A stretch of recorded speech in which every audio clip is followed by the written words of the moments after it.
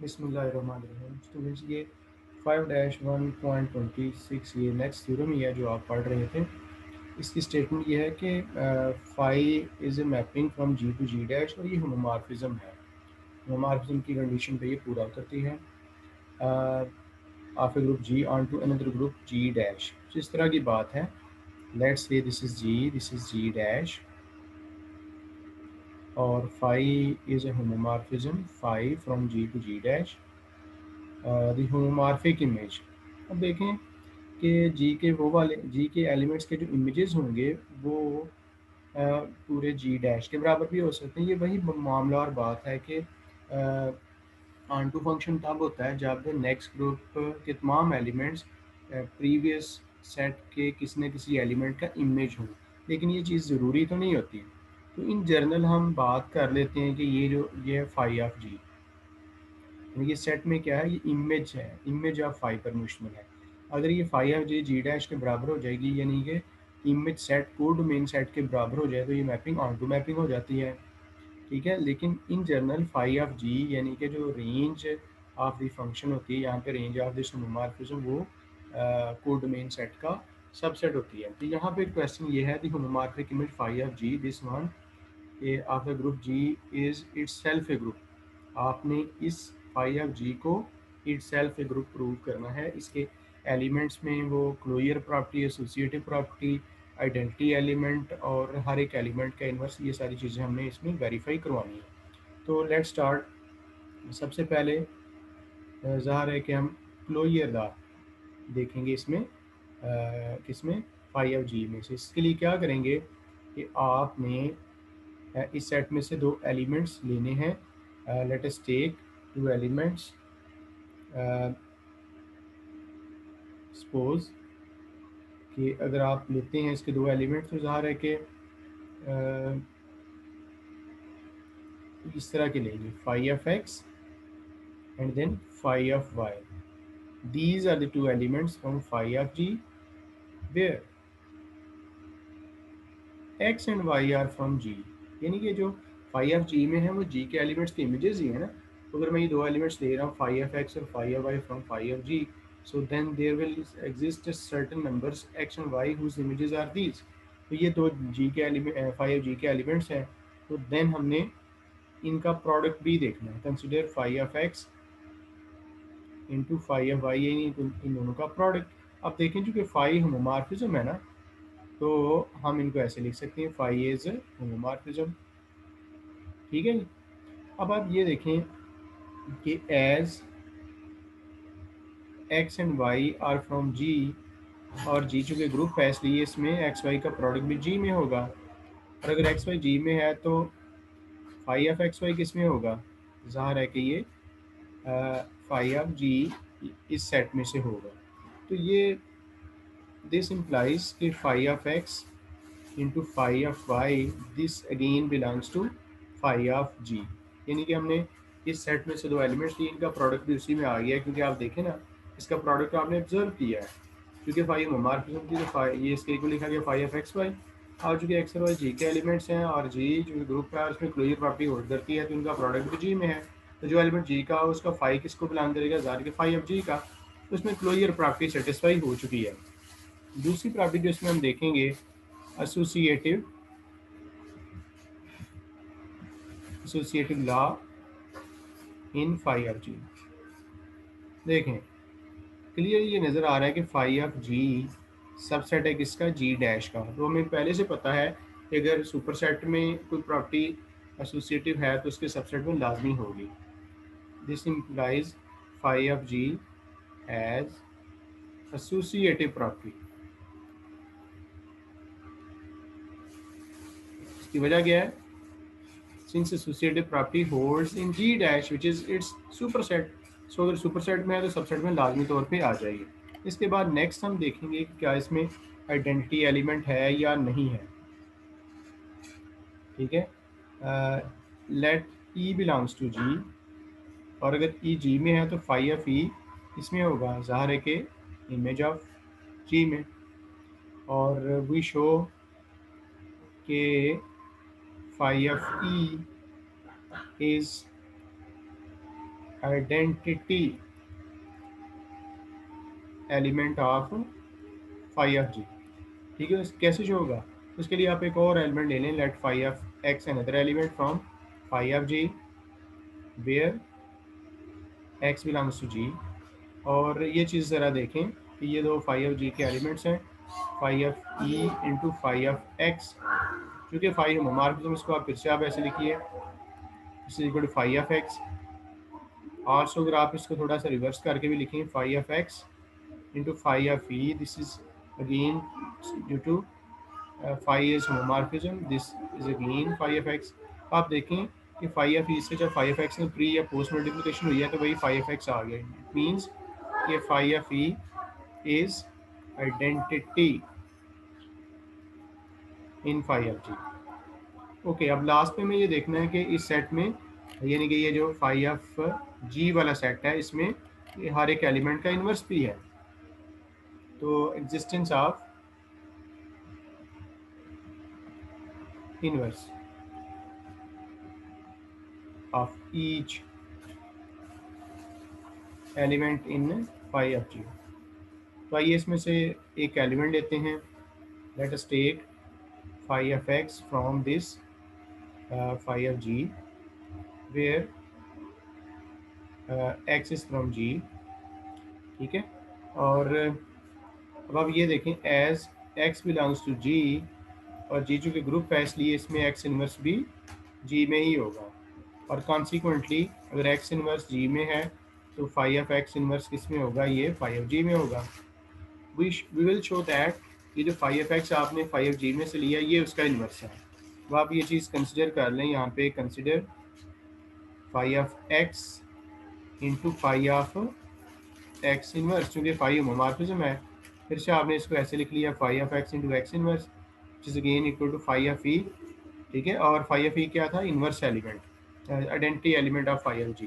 तो जब दो एलिमेंट्स के प्रोडक्ट से आइडेंटिटी आएगी तो इट मीन्स, अब आप इसको ज़रा रिवर्स करके भी देख लें, यानी कि फाई ऑफ एक्स इन्वर्स को पहले लिखें और फाई ऑफ एक्स को बाद में, देन फिर से चूँकि फाई होमोमॉर्फिज्म में ये ज़रूर हवाला दें साथ साथ x inverse x which is again equal to phi of e. तो इन दोनों इक्वेशन से ज़ाहिर हो रहा है कि फाई ऑफ एक्स का जो इन्वर्स है वो क्या है? वो फाई ऑफ एक्स इन्वर्स है। तो ये phi of x phi of G का, फाई ऑफ कैपिटल जी का एक आर्बिट्रेरी एलिमेंट था, और इसका ये इन्वर्स हमने तलाश कर लिया। इट मीन्स के इसके हर एलिमेंट का इन्वर्स अवेलेबल होगा। जी, अभी नेक्स्ट थ्योरम है 5-1.27, जिसमें लिखा हुआ है कि phi from G to G dash again homomorphism है of a group G onto another group G dash. तो देन आपने प्रूव करना है कि order of phi of a is equal to order of a, यानी कि ये जो कि ग्रुप का एलिमेंट है उसका ऑर्डर फाई ऑफ ए के ऑर्डर के इक्वल है। ये हम वेरीफाई करेंगे। तो देखें कि let a be an element of G. ठीक है, ग्रुप का एलिमेंट है तो इसका ज़ाहिर है कि ऑर्डर भी होगा। लेट अस से दैट कि order of a is equal to some, let's say कि एन। ठीक है, इट मीन्स के n is the least positive integer for which then a raised power n will be equal to e is the n is the least positive integer for which a raised power n is equal to e। तो हमें तो phi of a का order देखना है। ठीक है, तो इसके लिए हम इसकी दोनों साइड्स पे फाई अप्लाई कर देते हैं। Phi of a raise power n, this is phi of e. ठीक है ना, अब फाई ऑफ ए की पावर n को हम ऐसे लिखते हैं, a dot a then so on up to a. ये कितनी दफ़ा लिखे? n टाइम्स लिखा है। ओके, अब जो कि फाई होमोमॉर्फिज्म है तो फाई हर एक के ऊपर अलग अलग ऐसे अप्लाई कर दी जाएगी। और ये कितनी दफ़ा है? ये n टाइम्स है। और अगर ये phi of a n times है तो इसको आप ऐसे नहीं लिख लेंगे, फाई ऑफ ए की whole power n this is equal to phi of e. और फाई ऑफ ई हमें पता ही है कि ये जी डैश की आइडेंटिटी है। ठीक है, तो यहाँ पे आप देखें फाई ऑफ ए की कितनी पावर ली है n, तो वो आइडेंटिटी के इक्वल आ गया है, वो n पावर है। तो इसका मतलब क्या हुआ कि फाई ऑफ ए का जो आर्डर है वो क्या है? वो n है, और इतना ही आर्डर है जितना कि ए एलिमेंट का आर्डर था। ठीक है, तो अगर ए का आर्डर n है तो हमने प्रूव किया कि फाई ऑफ ए का आर्डर भी n है। ये हमने यहाँ पे वेरीफाई किया है। ठीक है जी। जी ये थ्योरम है 28, the homomorphic image of a cyclic group is cyclic. मतलब इस तरह से है कि हमारे पास एक अदद है homomorphism phi from a group G to another group G dash, ये क्या है, होमोमॉर्फिज्म है। और, और ये जो जी है ना वो है साइक्लिक, जी इज साइक्लिक। और let it is generated by a. ठीक है, ये मतलब जी साइक्लिक है, तो हमने इसका जो होमोमॉर्फिक इमेज है फाइव फ्रॉम जी से जी डैश होमोमॉर्फिज्म है, और फाइव ऑफ जी ज़ाहिर है किसका होमोमॉर्फिक इमेज होगा, वो हमने शो करना है कि वो भी साइक्लिक है। अगर जी साइक्लिक है वी शो कि ये जो जी है ना इसका होमोमॉर्फिक इमेज यानी कि फाइव ऑफ जी ये भी क्या है, साइक्लिक, ये शो करना। और ये कैसे शो होगा, आप इसमें से एक एलिमेंट लें, वो इसके एक ही एलिमेंट, इसका कोई एक आर्बिट्ररी एलिमेंट लें तो उसके एक एलिमेंट का इमेज होना चाहिए, इससे इज़हार हो जाएगा कि फाइव ऑफ जी साइक्लिक है। Phi of G G dash का सब ग्रुप तो होता ही है, ये हम पहले पिछले चीज़ों में प्रूव कर चुके हैं। सो आइए इसमें से लेते हैं एक element, let us take an element from phi of G. इसका मतलब क्या है कि अगर आप, ये था ना इस तरह से पिछली फिगर में भी, ये था फाइव ऑफ जी, ठीक है, तो ये फाइव मैपिंग थी जिसे जी डैश में phi of G G dash का सबसेट है, सब ग्रुप है। तो आपने इसमें से एक एलिमेंट ले लिया फाइव जी में से एक्स, तो उसके इज़हार है कि ये फाइव जी में एलिमेंट्स होते हैं वो जी के किसी ना किसी एलिमेंट के इमेज होते हैं। Then x is the image of an element from G. ज़ाहिर है कि फाइव जी में जो एलिमेंट्स हैं वो जी के एलिमेंट्स के इमेजेस हैं। अब जी चूँकि साइक्लिक है, जनरेटेड बाई ए, आपने ऊपर इसका जनरेटर कहा हुआ है, इट मीन्स दिस इम्प्लाइज कि देयर एग्जिस्ट एन इंटीजर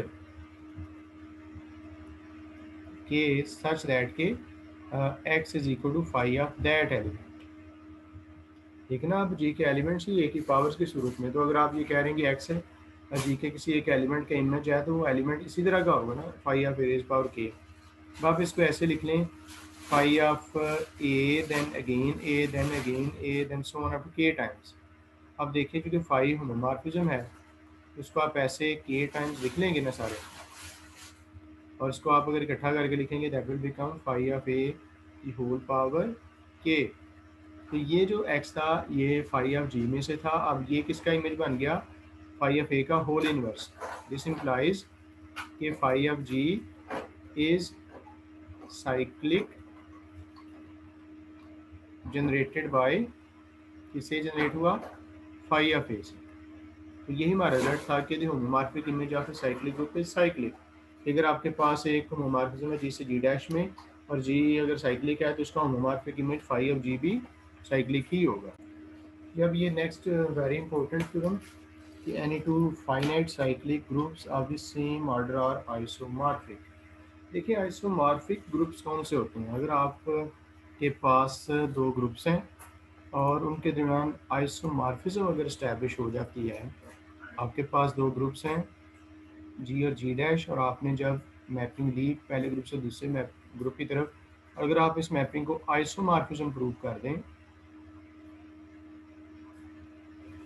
तो देन इन दैट केस कहते हैं कि ये जो ग्रुप्स हैं ना ये एक दूसरे के आइसोमॉर्फिक हैं। First group G is isomorphic to another group G dash, ठीक है, first group G is isomorphic to another group G dash, जबकि यहाँ पे जो जी और जी डैश है ना ये दोनों फाइनाइट साइक्लिक ग्रुप्स हैं और ऑर्डर सेम है। तो अगर हम दो ग्रुप्स ले लें जी और G dash be the two finite cyclic groups, और चूँकि इनका ऑर्डर सेम रखना है तो ये कह लें कि जी और जी डैश का जो ऑर्डर है लेट्स से कि वो क्या है एन है, और इनको आपने आइसोमॉर्फिक शो करना है। ये कैसे शो होगा, बड़े इंटरेस्टिंग तरीके से इसको शो किया जाएगा। उसके लिए ना एक ग्रुप लेते हैं, कंसिडर अनदर ग्रुप। चूँकि हमने जी और जी डैश में एन नंबर ऑफ एलिमेंट्स लिए हैं, तो यहाँ पे एक और साइक्लिक ग्रुप लेने लगे हैं जिसका ऑर्डर एन ही होगा। तो वो किससे जनरेट हो रहा है, 2k pi iota over N. ठीक है, देखिए ये n n roots of unity वाला ग्रुप है, और इसमें ई की power 2k pi iota over n की पावर जब आप एन लेंगे ना तो ये 1 के इक्वल हो जाएगा। कैसे हो जाएगा, देखो जब आप ये पावर ले रहे हैं तो जस्ट रह जाएगा ई की पावर 2k पाई आयोटा, और ये आइलेस फार्मूला जो कॉम्प्लेक्स एनालिसिस में है उसके मुताबिक इसके इक्वल लिखा जाता है cos 2k pi plus iota sine 2k पाई। अब देखें ये 0 हो जाएगा, ये 1 हो जाएगा, तो इसका आंसर 1 है, ये आप देख लीजिएगा। तो ये हमने एक देखें ये नया ग्रुप इंट्रोड्यूस करवा दिया है, जी और जी डैश दो फाइनाइट साइकिल ग्रुप से सेम ऑर्डर के। तो ये इनको आपस में आइसोमॉर्फिक शो करना था, लेकिन हमने एक तीसरा ग्रुप ले लिया। तो आप एक मैपिंग लेंगे, चूँकि जी और जी डैश साइक्लिक हैं, since G is cyclic group generated by a, और ऑर्डर ऑफ आपको पता है कि जो साइक्लिक ग्रुप का ऑर्डर होता है वो उसके जनरेटर का ही ऑर्डर होता है, यानी कि यहाँ पे जी का ऑर्डर उसके एलिमेंट के ऑर्डर के इक्वल होगा। तो ये आपने एक ऑर्डर कह दिया कि ये एन है।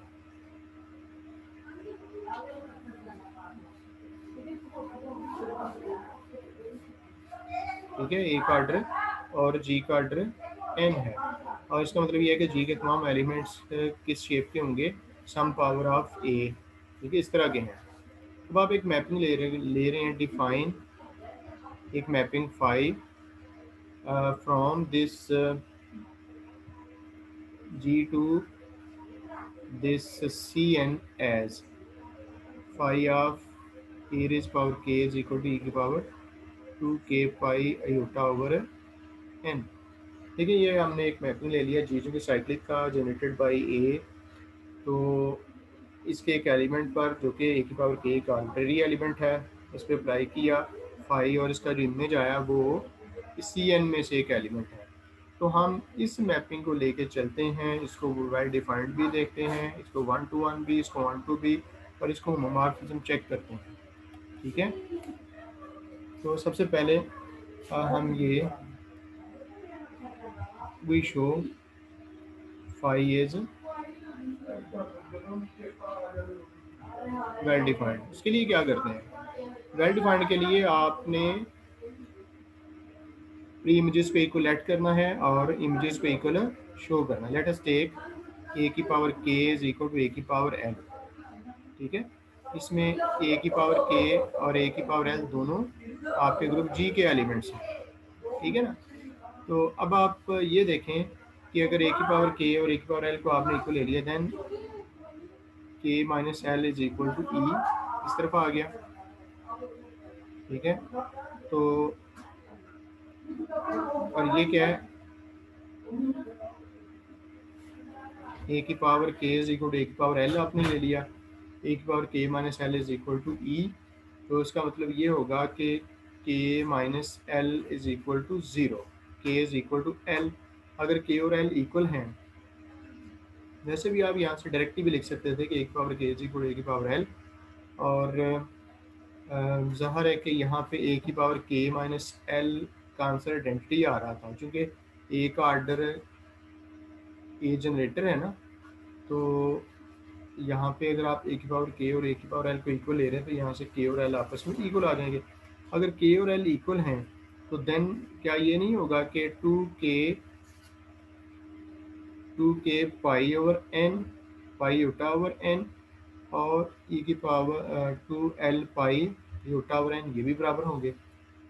ठीक है, दोनों साइड्स को मैंने पाई यूटा ओवर एन से मल्टीप्लाई कर दिया। अगर ये दोनों वैल्यूज इक्वल हैं तो ई की पावर में अगर इनको आप ले लें, दिस इंप्लाइज ई की power 2k pi iota over n, this is equal to e की power 2l pi iota by n. और ये चीज़ क्या है, this is phi of a raise power k, this is phi of a raise power l. तो ये आपने अगर इनके प्री इमेजेस को इक्वल लिया तो वहाँ से इनके इमेजेस भी इक्वल आ गए, जिससे ये साबित हुआ कि ये जो मैपिंग है फाई फ्रॉम जी से सी एन वो क्या है, वेल डिफाइंड है। ठीक है, अब नेक्स्ट जो काम करेंगे वो इस मैपिंग को 1 to 1 और ऑन टू चेक करेंगे। देखें फाई इज 1 to 1, उसके लिए क्या करेंगे, यही प्रोसेस उल्टा करेंगे, यानी कि आप दो इमेजेस को इक्वल लेंगे, let phi of a raise power k is equal to phi of a raise power l. ठीक है, तो ए रेज पावर के और a raise power l these are the elements of G, और phi of a raise power k और phi of a raise power l these are the elements from this C n. तो इनके images लिखेंगे, इसका image होगा e की power 2k pi iota by n, और इसका होगा ई की power 2l pi iota by n. ठीक है, तो अब आप ये देखेंगे अगर दोनों में बेसिस सेम है तो पावर्स भी सेम होंगे, यानी 2k pi iota over n this is equal to l pi iota by n. और दोनों साइड से आप n को मल्टीप्लाई कर दें, 2 पाई अयोटा से डिवाइड कर देंगे तो आपके पास आ जाएगा k is equal to l। तो अगर इमेजेस इक्वल हो और प्री इमेजेस इक्वल आ जाए तो जिससे ज़ाहिर होता है कि फाई जो है वो 1 to 1 है। ये वही प्रोसेस है, उसका उलट प्रोसेस जो हमने वेल डिफाइंड के लिए शो किया हुआ है। अब आप ये भी देखें कि ये मैपिंग ऑन टू कैसे है। ये मैपिंग आपने डिफाइन की हुई है, ये देखो, ये सी एन का आप कोई सा भी एलिमेंट दें, क्योंकि सी एन के एलिमेंट्स कैसे हैं, ये these are the powers of e raise power 2k pi iota over n. So अगर आप कोई सा भी पावर इस तरह के एलिमेंट्स की कोई पावर देंगे तो उसके पीछे एक जी में एलिमेंट अवेलेबल होगा कि जिसका ये इमेज है। तो आप यहाँ पे ये लिख देंगे कि every element of C n is the image of some element of G under phi, this implies phi is onto। Okay, अब आप ये देखेंगे फाई होमोमॉर्फिज्म है या नहीं। ठीक है, उसके लिए क्या करेंगे, आप जी के दो एलिमेंट्स के प्रोडक्ट पे फाई अप्लाई करेंगे। लेट अस टेक ए की पावर के एंड ए की पावर एन फ्रॉम जी। ठीक है, और इनके प्रोडक्ट पे आप फाई अप्लाई करके देंगे, phi of a raise power k a raise power N.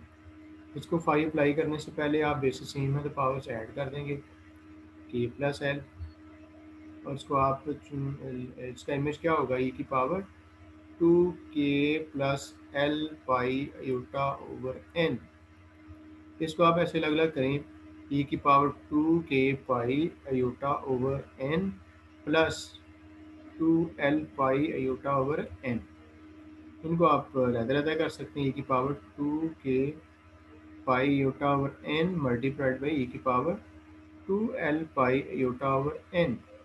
अब ये चीज़ क्या है, this is actually phi of a raise power k and this one is phi of a raise power l. तो ये mapping यहाँ से होमोमॉर्फिज्म प्रूव हो गई। लेकिन देखें, हमने तो ये जी और जी डैश ग्रुप्स लिए हुए थे ना, हमने इन दोनों को आपस में आइसोमॉर्फिक शो करना था जिनका ऑर्डर एन हमने रखा हुआ है। लेकिन फिलहाल हमने क्या किया कि ये शो कर दिया कि एक मैपिंग ली phi which is from G to C n, उसको आपने आइसोमॉर्फिज्म शो किया है। इसका मतलब क्या हुआ कि ये जो जी और ये जो सी एन है ये आपस में आइसोमॉर्फिक हैं। जिस तरह से आपने जी को सी एन के आइसोमॉर्फिक शो किया है, इसी तरह से आप ये भी शो कर लेंगे, कर सकते हैं, करना नहीं है, कि ये जो जी डैश है this is also isomorphic to C n. देखो, अगर जी डैश सी एन के आइसोमॉर्फिक है और ये जो आइसोमॉर्फिज्म का रिलेशन होता है ये रिफ्लेक्सिव, सिमेट्रिक और ट्रांसिटिव होता है। तो अगर जी डैश सी एन के आइसोमॉर्फिक है तो सी एन जी डैश के आइसोमॉर्फिक होगा। क्या आइसोमॉर्फिक की सिंबल। अब आप देखें 1 और 2 को चेक करें, फ्रॉम 1 and 2 अब जो आइसोमॉर्फिज्म का रिलेशन है वो ट्रांसिटिव भी होता है, यानी कि अगर ये पहला ग्रुप दूसरे के आइसोमॉर्फिक है और दूसरा ग्रुप तीसरे के आइसोमॉर्फिक है तो पहला ग्रुप तीसरे ग्रुप के आइसोमॉर्फिक होगा। और यही हम चाहते थे कि ये जो दो ग्रुप्स हैं फाइनाइट आर्डर के, फाइनाइट सेम आर्डर के, ये आपस में साइक्लिक ग्रुप्स हैं और ये आपस में क्या है, आइसोमॉर्फिक हैं। राइट, अभी जो आपने पिछला थ्योरम किया है ना कि any two finite cyclic groups of the same order are isomorphic, ये वही रिजल्ट है, लेकिन इसमें क्या है, इनफाइनाइट साइक्लिक ग्रुप्स हैं। ज़ाहिर है कि जो दो ग्रुप्स इनफाइनाइट होंगे उनके ऑर्डर्स तो पहले से ही सेम होंगे, आपने इनको भी आइसोमॉर्फिक शो करना है। तो यहाँ पे स्टार्ट वही होगा कि let G and G dash be the two infinite cyclic groups और वी शो के G is isomorphic to G dash. तो लेट पहला ग्रुप लें, let G be generated by a belongs to G. अब देखें इसमें वो वाला रिलेशन नहीं है कि इसका कोई आर्डर होगा, क्योंकि ग्रुप इनफाइनाइट है लिहाजा उसके जनरेटर के आर्डर्स भी इनफाइनाइट होंगे, इसमें वो आप कोई इसका ऑर्डर बता नहीं सकते। ठीक है, तो यहाँ पे एक ग्रुप लेते हैं नया, जिस तरह से पिछले थ्योरम में हमने सी एन लिया था, यहाँ पे लेंगे जी, और जी आप जानते हैं ये एडिशन के लिहाज से ग्रुप है, ये इनफाइनाइट है। ठीक है, तो हम करने क्या लगे हैं, वी शो कि this G is isomorphic to this G. उसके लिए एक मैपिंग डिफाइन करें, define a mapping phi from this G to G as phi of a raise power k is equal to k. देखो ना, अब ए जी के जो एलिमेंट्स हैं वो पावर्स ऑफ ए होंगे ना, तो अगर आपने जी का कोई एक एलिमेंट लेना है तो इसी तरह का आर्बिट्रेरी एलिमेंट लेंगे ना, ए की पावर के, और उसके ऊपर फाइव अप्लाई करेंगे तो उसका आंसर क्या आना चाहिए, कुछ जी का एलिमेंट आना चाहिए। ये जो पावर है कोई इंटीजर ही है ना, तो ये मैपिंग आपने ले ली। अब इस मैपिंग को आप शो करेंगे ये वेल डिफाइंड है, फाइव इज वेल डिफाइंड। देखिए वेल डिफाइंड के लिए क्या करना होता है कि इनके दो प्री इमेजेस इक्वल लिए जाते हैं। लेट अस टेक कि ए की power k is equal to ए की पावर एल, वेयर ए की पावर के और ए की पावर एल दोनों जी के एलिमेंट्स हैं। ठीक है, अब आप इसके ऊपर ये देखें कि ये कि अगर दोनों की बेसिस सेम है तो ज़ाहिर है कि उनकी पावर्स भी सेम होती है, हमें पता है। और के की जगह पे आप क्या लिख सकते हो, क्या फाइव ऑफ ए की पावर के नहीं लिख सकते?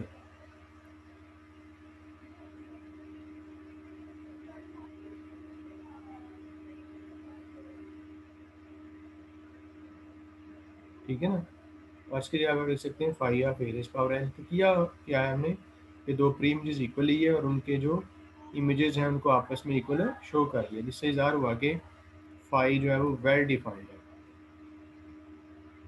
इसके बाद हम ये शो करते हैं कि five is one two one. One two one में यही प्रोसेस उलट किया जाता है, जिसमें आप दो इमेजेस को इक्वल लेट कर लेते हैं, where a raise power k and a raise power l are the elements of ji.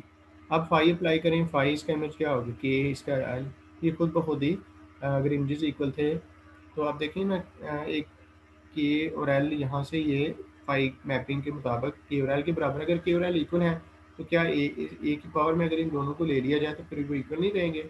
Yes, this implies के five is one two one.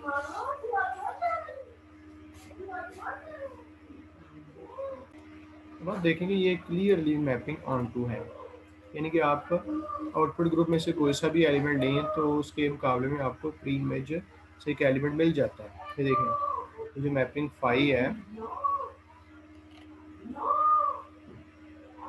Five is onto because for each element of Z there exists an element of G whose image is this implies phi is onto। मतलब आप simply ये लिख लिया करें कि every element of this Z set is the image of some element from G under this mapping phi, so this is an onto mapping। अब lastly हम ये देखते हैं कि मैपिंग होमोमॉर्फिज्म कैसे है। phi is homomorphism। उसके लिए क्या करते हैं कि लेट अस टेक a की पावर k a की पावर l फ्रॉम G और कंसिडर, ज़ाहिर है कि ये दोनों G के एलिमेंट्स हैं तो इनका जो प्रोडक्ट है वो भी G का ही होगा और इसका प्रोडक्ट क्या है k प्लस l। तो आइए इनके प्रोडक्ट पे फाई अप्लाई करें कि फाई होमोमॉर्फिज्म में इसको आपने ऐसे लिख लिया,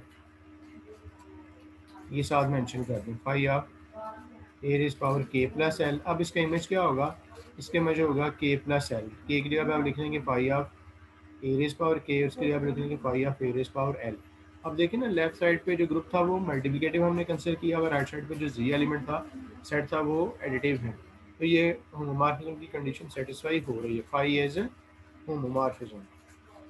ठीक है, सो ये 1 to 1 भी मैपिंग है, 1 to भी होमोमॉर्फिज्म ही है। इट मींस कि ये जो मैपिंग आपने ली हुई है phi from this G to Z, ये क्या है आइसोमॉर्फिज्म। इसका मतलब क्या हुआ कि G is isomorphic to Z, also we can show that G dash is isomorphic to Z और ये सिमेट्रिक है तो Z will be isomorphic to G dash।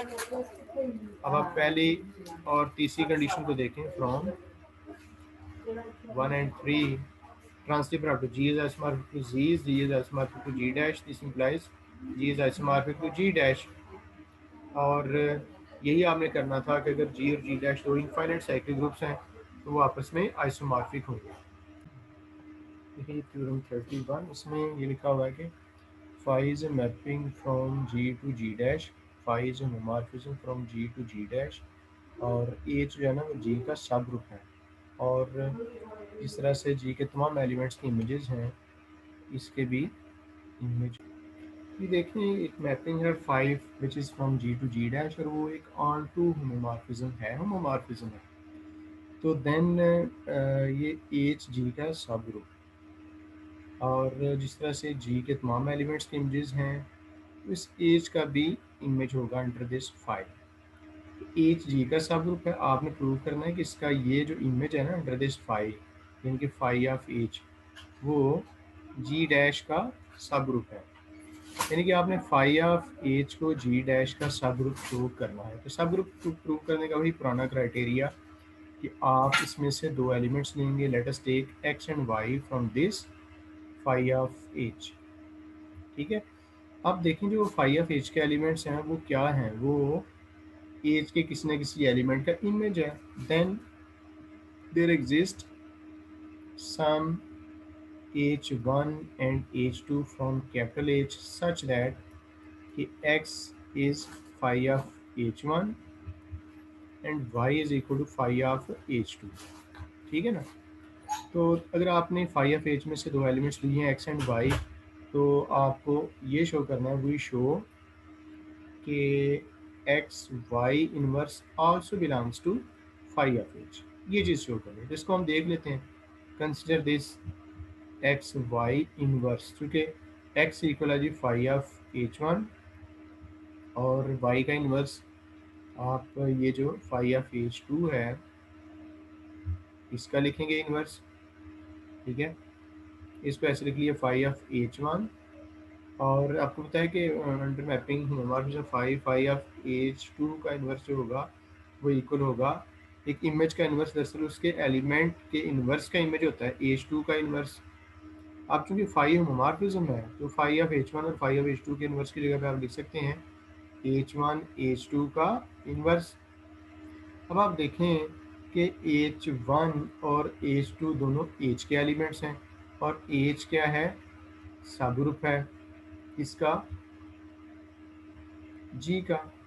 तो ज़ाहिर है कि इन ये जो है H1 H2 का इन्वर्स है वो भी किसका होगा, H का ही होगा, ठीक है ना। तो अगर H1 H2 का इन्वर्स H का है तो बताइए फाई ऑफ H1 H2 का इन्वर्स ये फाई ऑफ H को बिलोंग नहीं कर जाएगा। ऐसे ही ना, जो एलिमेंट H का है उसका इमेज क्या है, वो फाई ऑफ H का है। तो यहाँ पे मैंने दिखाया कि H1 और H2 H के एलिमेंट्स हैं और ये G का सब ग्रुप है, तो इसलिए H1 H2 का इन्वर्स भी H में आया। अगर H1 H2 का इन्वर्स H में है तो phi of H1 H2 inverse phi of H को बिलोंग करेगा। इट मीन्स ये जो एक्स वाई इन्वर्स है वो किसको बिलोंग कर गया, फाई ऑफ H को। तो आपने दो एलिमेंट्स फाई ऑफ H में से लिए, एक्स वाई इन्वर्स भी फाई ऑफ H को बिलोंग कर गया। It means phi of H is subgroup of this G dash। Okay जी, ये 5-1 सेक्शन का लास्ट थ्योरम है जिसमें अगेन फाइव होमोमॉर्फिज्म है G से G डैश में, और ये भी लिखा हुआ है कि जो G डैश में इसका एक सब ग्रुप है H डैश, इज ए सब ग्रुप ऑफ G डैश। और ये जो इसका प्री इमेज है ना, यानी कि फाइव इनवर्स H डैश, इसको आपने G का सब ग्रुप शो करना, ठीक है। ये ऊपर वाले थ्योरम से उलट है, वहाँ पे G का एक सब ग्रुप था और आपने इसके इमेज को G डैश का सब ग्रुप प्रूव करना था। यहाँ पे उलट है, यहाँ पे गिवन ये है कि H डैश G डैश का सब ग्रुप है, आपने इसके जो प्री इनवर्स हो यानी कि फाइव इनवर्स H डैश को G का सब ग्रुप शो करना है, ठीक है। तो ये मामला है।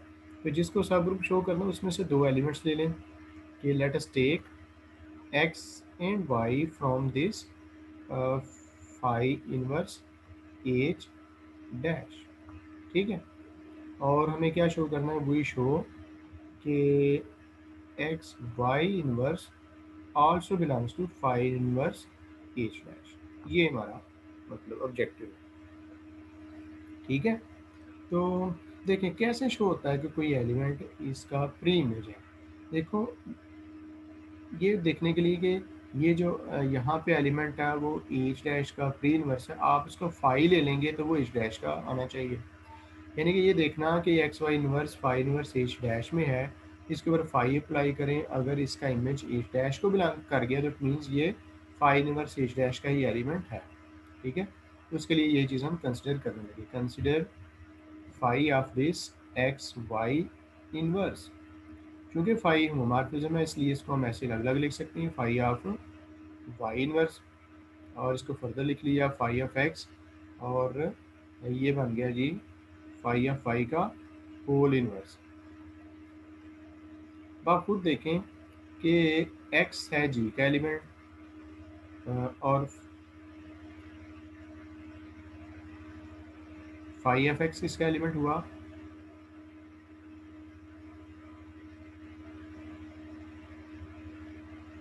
H डैश का। लेकिन x और y कहाँ से लिए हैं, five inverse of H dash में से लिए ना, तो इसका इमेज किसको बिलोंग करके H डैश को। इसी तरह से फाइव ऑफ y भी किसको बिलोंग कर जाएगा, ये भी H डैश को। और H डैश क्या है, H dash is subgroup of G, सब ग्रुप ऑफ G डैश। तो फिर क्या होगा, फाइव ऑफ एक्स और फाइव ऑफ वाई का होल इनवर्स, या ये भी H डैश को बिलोंग ना किया चूंकि H डैश G डैश का सब ग्रुप है। तो ऊपर वाले के साथ इसको मिला के देखें, सो फ्रॉम वन जो phi of x y inverse है ये भी H डैश का है, ये भी H डैश का है, और H डैश क्योंकि G डैश का सब ग्रुप है तो ये सारी राइट साइड H डैश को बिलोंग कर गई। इट मीन्स लेफ्ट साइड भी H डैश को बिलोंग कर गई है, ठीक है ना। अगर एक्स वाई इनवर्स का फाइव H डैश को बिलोंग करता है तो इट मीन्स जो एक्स वाई इनवर्स है वो किसको बिलोंग किया, five inverse of H dash. तो ये जो सेट है, ये जो five inverse of H dash है वो G डैश का G का सब ग्रुप बन गया। So phi inverse of H dash is subgroup of G। So that's all.